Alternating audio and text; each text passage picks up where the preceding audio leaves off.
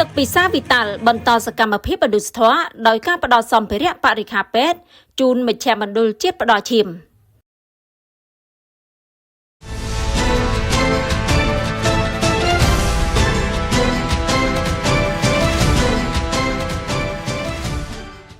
ពិធីប្រគល់ទទួលសម្ភារៈបរិក្ខារពេទ្យពីក្រុមហ៊ុនទឹកពិសាវិតាល់ជូនមជ្ឈមណ្ឌលជាតិផ្ដល់ឈាមខាងលើនេះរៀបចំដោយក្រុមហ៊ុនទឹកពិសាវិតាល់នាព្រឹកថ្ងៃទី27ខែឧសភាឆ្នាំ2026នៅមជ្ឈមណ្ឌលជាតិផ្ដល់ឈាមរាជធានីភ្នំពេញក្រមវត្តមានលោកវិជ្ជបណ្ឌិតសុកពោប្រធានមជ្ឈមណ្ឌលជាតិផ្ដល់ឈាមនិងលោកជំទាវជឹងសុគន្ធធាវីនាយិកាប្រតិបត្តិក្រុមហ៊ុនវ៉ុនម៉ូគ្រុបទឹកពិសាវិតាល់និងក៏មានការចូលរួមផងដែរពីថ្នាក់ដឹកនាំមន្ត្រីរាជការនៃមជ្ឈមណ្ឌលជាតិផ្ដល់ឈាមអ្នកផលិតមាតិកា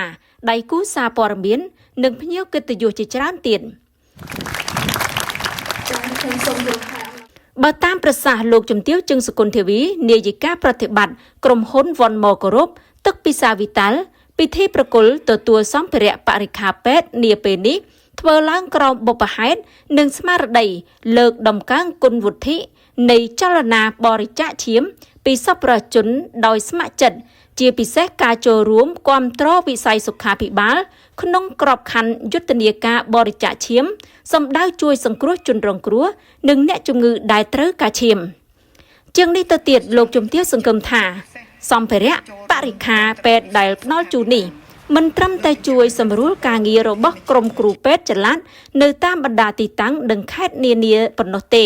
ប៉ុន្តែជាការផ្ដល់កម្លាំងចិត្តនិងការគាំទ្រដល់ក្រុមគ្រូពេទ្យក្នុងការបន្តបេសកកម្មសង្គ្រោះជីវិតប្រជាពលរដ្ឋជារៀងរាល់ថ្ងៃរបស់មជ្ឈមណ្ឌលជាតិផ្ដល់ឈាមលោកជំទាវជឹងសុគន្ធធាវីក៏បានថ្លែងអំណរគុណដល់វិជ្ជបណ្ឌិតសុកពោនិងសហការីព្រមទាំងថ្នាក់ដឹកនាំមជ្ឈមណ្ឌលជាតិផ្ដល់ឈាមគ្រប់ជំនាន់ដែលតែងតែផ្ដល់ការអនុញ្ញាតដល់វិតាល់ក្នុងនាមវិស័យឯកជនចូលរួមបេសកកម្មមនុស្សធម៌មួយនេះអស់រយៈពេលជាង1ទសវត្សរ៍ចាប់តាំងពីថ្ងៃវិតាល់ឈានជើងចូលទីផ្សារបាន1ឆ្នាំពោលគឺពីឆ្នាំ2011ហើយបើគិតមកដល់ពេលនេះមានរយៈពេល15ឆ្នាំហើយទោះយ៉ាងនេះក្តីវិតាល់នៅតែបន្តពង្រឹងកិច្ចសហប្រតិបត្តិនេះប្រកបដោយបរិយាបន្នស្របតាមចក្ខុវិស័យរួមរបស់ស្ថាប័នទាំងពីរនាឱកាសនោះដែរលោកជំទាវជឹងសុគន្ធធាវីសូមយកឱកាសនេះថ្លែងអំណរគុណយ៉ាងជ្រាលជ្រៅដល់ដៃគូពាណិជ្ជកម្មអតិថិជនរបស់វិតាល់និងប្រជាពលរដ្ឋខ្មែរដែលបានផ្ដល់ភាពជឿជាក់និងគាំទ្រវិតាល់បន្តបេសកកម្មជាបន្តបន្ទាប់ជាក់ស្ដែងថ្ងៃនេះសមិទ្ធផលថ្មីបន្ថែមទៀតពីមូលនិធិ25រៀលនិងផ្ដល់ជូនសម្ភារៈបរិក្ខារពេទ្យចាំបាច់រួមមានក្រែពេទ្យចំនួន100ក្រែឯ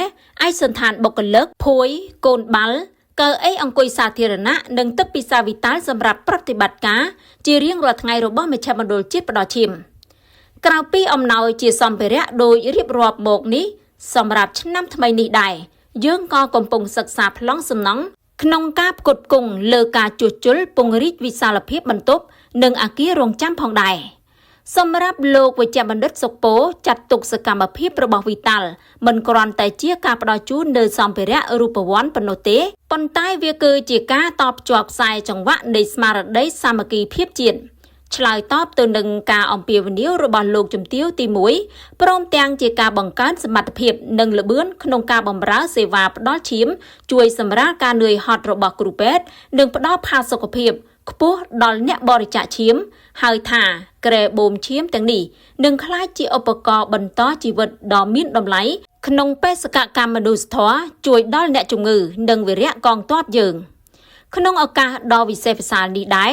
លោកវិជ្ជបណ្ឌិតសុកពោតាំងនាមថ្នាក់ដឹកនាំមន្ត្រីរាជការនិងបុគ្គលិកទាំងអស់នៃមជ្ឈមណ្ឌលជាតិផ្ដល់ឈាមសូមថ្លែងអំណរគុណយ៉ាងជ្រាលជ្រៅបំផុតជូនចំពោះលោកជំទាវជឹងសុគន្ធធាវីនាយិកាប្រតិបត្តិក្រុមហ៊ុនវ៉ុនម៉ូគ្រុបវិតាល់ព្រមទាំងគណៈគ្រប់គ្រងនិងបុគ្គលិកទាំងអស់និងសន្យាថានឹងចាត់ចែងប្រើប្រាស់និងថែរក្សាសម្ភារៈបរិក្ខារពេទ្យទាំងនេះឲ្យចំគោលដៅមានប្រសិទ្ធភាពនិងតម្លាភាពខ្ពស់បំផុតដើម្បីជាប្រយោជន៍ដល់សាធារណជន។